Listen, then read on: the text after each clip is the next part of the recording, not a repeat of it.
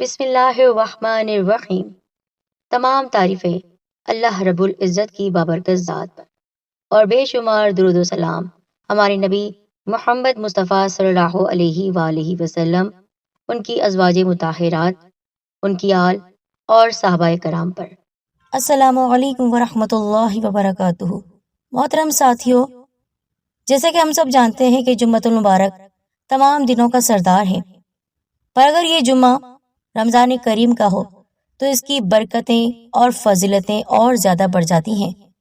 آج میں آپ کے سامنے رمضان کریم کے جمعے کا ایک ایسا عمل لے کر آئی ہوں کہ آپ نے افطاری سے پہلے 3 کام کر لینے ہیں، انشاءاللہ جو دعا مانگیں گے قبول ہوگی، اور اس کے علاوہ بے شمار حاجتیں جب تک پوری نہیں ہوئی وہ بھی پوری ہو جائیں گی۔ آپ نے یہ عمل بالکل بھی مس نہیں کرنا ہے، اور ساتھ ہی ویڈیو پسند آئے تو آپ نے لائک بھی کرنا اور شیئر بھی۔ اور وہ تمام ساتھی جو ہمارے چینل پر نئے ہیں ان سے میں گزارش کرتی ہوں کہ سبسکرائب کر دیں سیدہ دین کارنر کو، ساتھ ہی آپ گھنٹی کو دبانا نہ بھولے گا، اور نوٹیفیکیشن پر بھی کلک کر دیجئے۔ محترم بہنوں اور بھائیوں، پیارے نبی صلی اللہ علیہ وآلہ وسلم کا فرمان ہے، بے شک جمعے میں ایک ایسی گھڑی ہے، کوئی مسلمان بندہ نماز کی حالت میں اللہ تعالیٰ سے جو کچھ طلب کرتا ہے تو اللہ تعالیٰ اس کو ضرور عنایت کرتا ہے۔ اور آپ صلی اللہ علیہ وآلہ وسلم نے اپنے ہاتھوں سے اس وقت کے تھوڑے ہونے کا اشارہ کیا۔ یہاں پر 2 اقوال کو ترجیح دی جا سکتی ہے، جس طرح علامہ ابن القیم رحمۃ اللہ علیہ نے فرمایا کہ پہلا قول یہ ہے کہ امام کے ممبر پر بیٹھنے سے شروع ہو کر نماز ختم ہونے کا وہ وقت، یعنی جمعۃ المبارک کی نماز جب پڑھی جاتی ہے فرض نماز، وہ وقت، اور دوسرا وقت ہوتا ہے عصر کا، یہ وہ عصر کے بعد کی گھڑیاں ہیں۔ تو افطار کا جو وقت ہوتا ہے وہ یقیناً عصر کے بعد کا ہی ہوتا ہے۔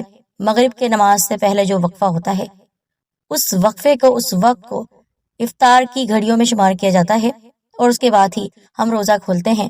تو یہ وہ گھڑیاں ہیں کہ جس وقت دعا ضرور قبول ہوتی ہے۔ تو اسی وقت کے مناسبت سے میں آپ کو آج کا یہ عمل بتا رہی ہوں، 3 کام آپ کو ضرور کرنے ہیں۔ اس سے پہلے کہ آج آپ کو ہم اس وظیفے کی طرف لے کر چلیں، میں گزارش کرتی ہوں کہ آپ نے کمنٹ باکس میں اپنا آسان نام لکھنا ہے، اور اجتماعی دعا میں آپ شامل ہو سکتے ہیں۔ اس کے علاوہ درود و اذکار کی جو تسبیحات ہیں ان میں بھی آپ اپنا نام شامل کروا سکتے ہیں۔ عمل کچھ اس طرح ہے، افطار سے پہلے آپ کو جو سب سے پہلا کام کرنا ہے کہ 7 مرتبہ سورہ کوثر آپ پڑھ لیں۔ پہلے آپ کو 7 مرتبہ بسم اللہ الرحمن الرحیم کے ساتھ سورہ کوثر پڑھنی ہے۔ پھر دوسرا کام آپ نے کرنا ہے 7 مرتبہ سورہ اخلاص، اور پھر تیسرا کام یہ ہے کہ ایک تسبیح یعنی 100 مرتبہ یا اللہ یا رحمان یا رحیم، اللہ کے 3 صفاتی ناموں کو ملا کر ایک ساتھ ایک تسبیح جو کہ 100 دانوں والی تسبیح ہوتی ہے، اس میں اللہ کے یہ 3 نام پڑھنے ہیں۔ آپ پھر سے سن لیجئے، پہلا کام آپ نے کرنا ہے 7 مرتبہ 7 ٹائم سورہ الکوثر، انا اعطیناک الکوثر مکمل۔ پھر آپ نے بسم اللہ کے ساتھ 7 مرتبہ سورہ اخلاص، قل هو اللہ احد مکمل۔ تیسرا کام آپ نے یہ کرنا ہے ایک تسبیح 100 مرتبہ یا اللہ یا رحمان یا رحیم۔ خیال رکھے گا کہ اول اور آخر آپ اپنی مرضی سے 1 بار یا 3 بار درود پاک پڑھ سکتے ہیں۔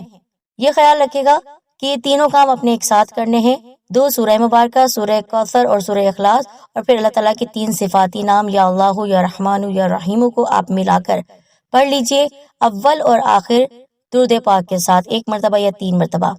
یہ بھی دھیان رکھے گا کہ افطار سے پہلے آپ کو یہ عمل کرنا ہے۔ عصر کے بعد کا جو وقت ہوتا ہے آپ اس وقت خشوع اور خضوع کے ساتھ ذہن میں اپنے مقصد کو رکھ کر، نیت کو پاک صاف رکھ کر یہ عمل کریں گے، اور دوسروں تک بھی شیئر کریں گے۔ اس کی اجازت عام ہے، ہر کوئی اس عمل کو بآسانی کر سکتا ہے۔ تو آپ صدقہ جاری کے اس کام کو ضرور شیئر کریں۔ جزاک اللہ خیر۔